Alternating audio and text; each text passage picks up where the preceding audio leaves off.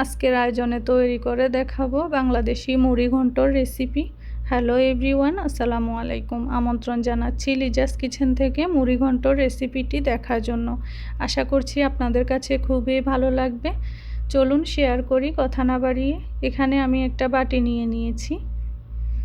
এখন নিয়ে নিচ্ছি 1.5 কাপ বড় কাপে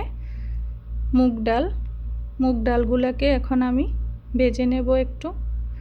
2 মিনিটের মতো চুলার আঁচ লো হিট করে মুগ ডালগুলো আমি ভেজে নেব।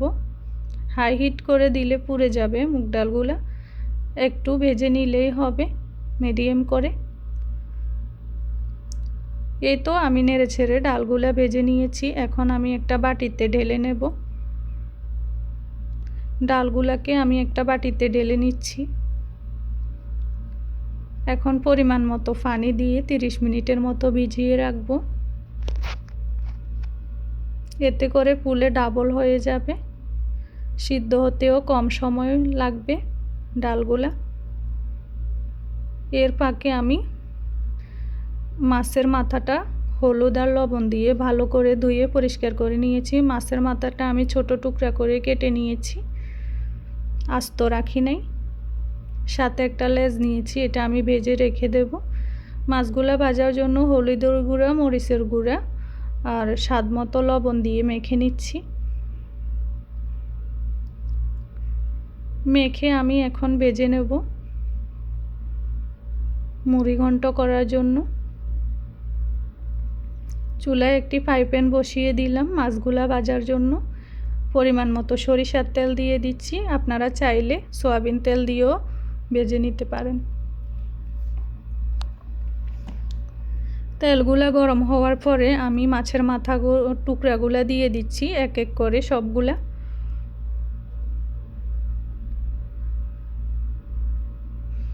এই তো আমি সবগুলা মাছের মাথার টুকরো দিয়ে দিলাম। দিয়ে চুলার আঁচ মিডিয়াম টু লো হিটে আমি মিডিয়াম করে মাছগুলা ভেজে নেব। আপনারা চাইলে ছোট মাছের মাথা দিয়েও এই মুড়ি ঘন্টটা করে নিতে পারেন। আস্ত আস্ত মাথা দিয়ে মিডিয়াম ছোট মাছ, একবারে ছোট মাছের মাথা না, যে মাছগুলা মিডিয়াম ওইগুলা দিয়েও করে নিতে পারবেন। অনেক মজা হয় এই মুড়ি ঘন্টটা খেতে। আমি সবগুলা মাছ ভেজে তুলে নিয়েছি। এখন চুলায় একটি হাঁড়ি বসিয়ে দিলাম মুড়ি ঘন্ট রান্না করার জন্য। মাছ ভাজা তেলগুলো আমি এখানে দিয়ে দিলাম হাঁড়িতে। আপনারা চাইলে ফ্রেশ তেলও ব্যবহার করতে পারেন। তেলগুলো গরম হওয়ার পরে এখানে আমি অ্যাড করে দিচ্ছি আস্ত মশলা, তেজপাতা, দারুচিনি 2 টুকরা, সাদা এলাচ, গোলমরিচ আর কয়েকটা লং। এগুলাকে জাস্ট 1 মিনিট ভেজে নিয়েছি। এখন অ্যাড করে দিলাম মিডিয়াম সাইজের 2টা পেঁয়াজ কুচি করে।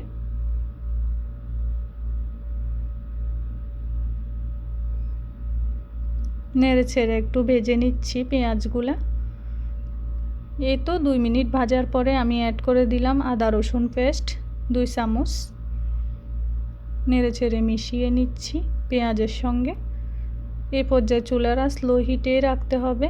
এখন ঢেকে আমি 2 মিনিট জাল করে নেব। এতে করে কাঁচা গন্ধটা দূর হয়ে যাবে আর পেঁয়াজগুলোও সফট হয়ে আসবে। এখন অ্যাড করে দিলাম 1 চামচ হলুদের গুঁড়া, মিক্স মশলা গুঁড়া 2 চামচ অ্যাড করেছি, মরিচের গুঁড়া 1 চামচ আর গরম মশলা গুঁড়া 1 চামচ। স্বাদ মতো লবণ দিয়ে আমি মশলাটা কষিয়ে নেব। এই তো নেড়ে ছেড়ে দিচ্ছি। নেড়ে ছেড়ে একটু ভেজে পানি অ্যাড করে মশলা কষিয়ে নেব। পানি অ্যাড করে দিলাম। এখন ঢেকে প্রায় 5 মিনিটের মতো জাল করে নেব লো হিটে।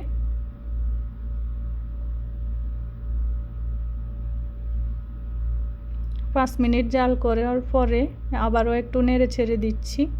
এভাবে আরও 2-3 মিনিট জাল করে মশলাটা পারফেক্টভাবেই কষিয়ে নেব। এই তো মশলাটা কষানো হয়ে গেছে। উপর দিয়ে তেল ভেসে উঠলে বুঝবেন যে মশলা কষানো হয়ে গেছে। এখন আমি মাছের মাথাগুলো অ্যাড করে দিলাম।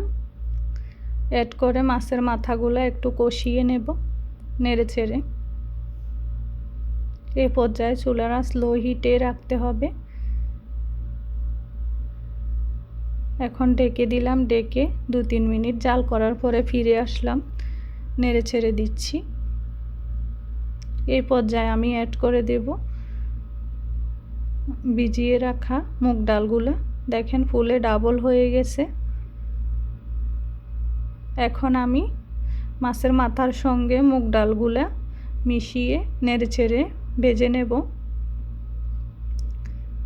এভাবে নেড়েচেড়ে কিছুক্ষণ ভেজে আমি ঢেকে কষিয়ে নেব। ঢেকে দিচ্ছি। এখন 5 মিনিট জাল করে নিয়েছি। এতে করে মাছের মাথা আর মুগ ডালগুলা ভাজা ভাজা হয়ে আসছে। এই পর্যায়ে আমি পানি অ্যাড করে দেব পরিমাণ মতো। এখানে আমি বড় কাপের 2 কাপ পানি অ্যাড করেছি।